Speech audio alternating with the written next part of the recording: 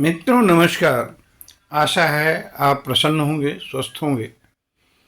मैं डॉक्टर हरिवंश पांडे आपका गीता सत्संग चैनल पर स्वागत करते हैं। आशा है आप स्वस्थ होंगे, प्रसन्न होंगे। आज के चिंतन का विषय होगा विमत्सरः।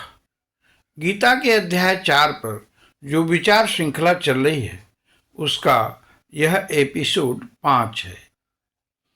ऊपर अपरिग्रह पर जोर दिया गया, तो शरीर निर्वाह के लिए अन्न का संग्रह करें या नहीं, इस पर दो मत हैं। जितना आवश्यक हो करें और न करें तो भिक्षा मांग कर वो भी न करें, तो जो मिल जाए उसी को पालें, ये सर्वोच्च स्थिति है। तो ध्यान रहे कि यह सन्यासी के लिए विधान है, गृहस्थ के लिए नहीं, राजा के लिए नहीं। गृहस्थ व्यवस्था नहीं रखेगा तो अतिथि आदि की सेवा जो धर्म का अंग है कैसे करेगा। तो जो मित्र नए हों वो कृपया सब्सक्राइब कर आइकन बटन प्रेस कर दें, शेयर, लाइक और कमेंट भी करें ताकि भगवत वाणी जन जन तक पहुंच सके। तो सत्संग विचार कहता है कि कुछ भी करें पर भाव अहंकार का न हो। बहुत बड़ी बड़ी मिलों का मालिक हो तो भी सब गोविंद का है, मैं तो सेवक मात्र हूं, ऐसा भाव उसे बंधन मुक्त कर देता है। किसी प्रकार का संदेह न रखा जाए। गीता के अध्याय 4 के 22वां श्लोक में कहते हैं, यदिच्छा लाभ संतुष्टो द्वंद्वातीतो विमत्सरः समः सिद्धावसिद्धौ च कृत्वापि न निबध्यते। अर्थात जो बिना इच्छा के अपने आप प्राप्त हुए पदार्थ में संतुष्ट रहता है, जिसमें ईर्ष्या का सर्वथा अभाव हो गया है, जो हर्ष शोक आदि द्वंद्वों से सर्वथा अतीत हो गया है, ऐसा सिद्धि और असिद्धि में सम रहने वाला कर्मयोगी कर्म करता हुआ भी उनसे नहीं बंधता। कौन बंधन में नहीं फंसता, इस पर उस विशिष्ट व्यक्ति का विशेषण देते हुए कहते हैं, यदृच्छा लाभ संतुष्टो, यानी अप्रार्थितो पनतो लाभो, जो बिना मांगे अपने आप मिले हुए पदार्थ से संतुष्ट है। द्वंद्वातीतो, सभी द्वंद्वों से मुक्त है। तो द्वंद्व क्या है? सुख दुख, शीत उष्ण आदि द्वंद्व कहे जाते हैं। Free from all duals. विमत्सरः, विगत मत्सरो यानी निर्वैरः, किसी से न ईर्ष्या न द्वेष। समः सिद्धावसिद्धौ च, और सभी सिद्धियों और असिद्धियों में सम हो। जब इस तरह का ज्ञानी साधक हो जाएगा तो कृत्वापि न निबध्यते, भिक्षा आदि कर्म करता हुआ भी कर्म बंधन से मुक्त ही रहता है। 4/22 में बताया कि कौन कर्म बंधन मुक्त है। अब 4/23 में ऐसे साधकों को विशेषण बताते हैं जिसके सारे कर्म विलीन हो जाते हैं। तो गत संगस्य मुक्तस्य ज्ञानावस्थित चेतसः यज्ञयाचरतः कर्म समग्रम प्रविलीयते।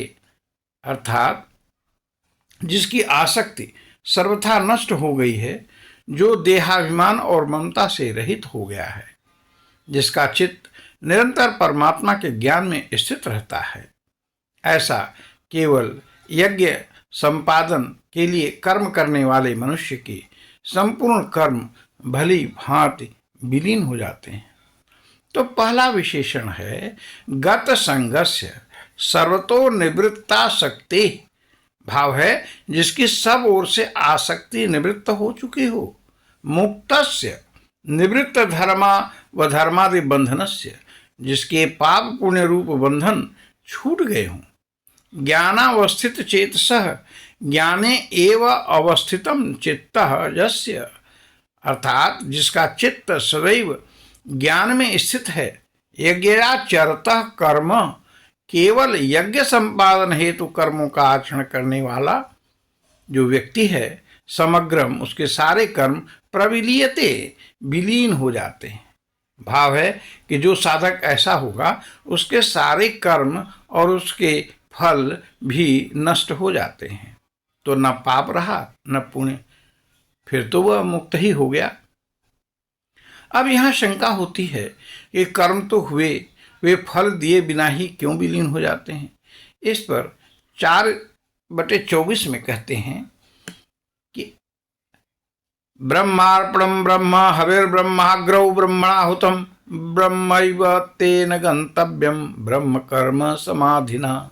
अर्थात जिस यज्ञ में अर्पण अर्थात श्रुआ आदि भी ब्रह्म है और हवन किए जाने वाले योग्य द्रव्य भी ब्रह्म है तथा ब्रह्म रूप कर्ता द्वारा ब्रह्म रूप अग्नि में आहुति देना रूप क्रिया भी ब्रह्म है, उस ब्रह्म कर्म में स्थित रहने वाले योगी द्वारा प्राप्त किए जाने वाले योग्य फल भी तो ब्रह्म ही है।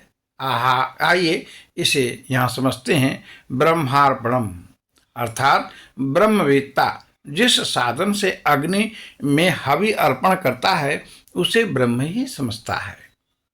भाव है कि साधक सर्वत्र ब्रह्म का ही दर्शन करता है, इससे हवन और हवन के साधन यानी समिधा घी आदि सब में ब्रह्म को ही देखता है।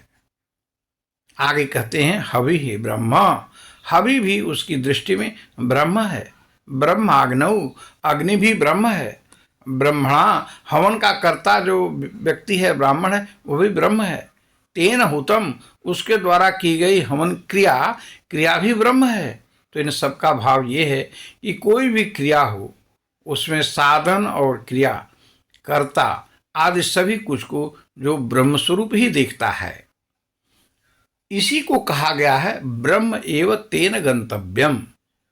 जब ऐसी दृष्टि होगी तब जो फल मिलेगा वो भी ब्रह्म ही होगा।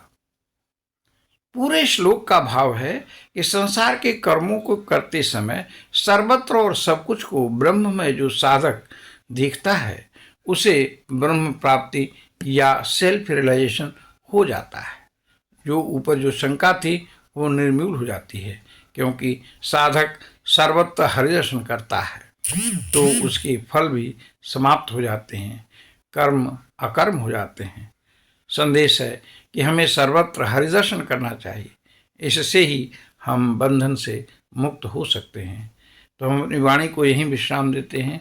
आइए भगवान का नाम लेते हैं।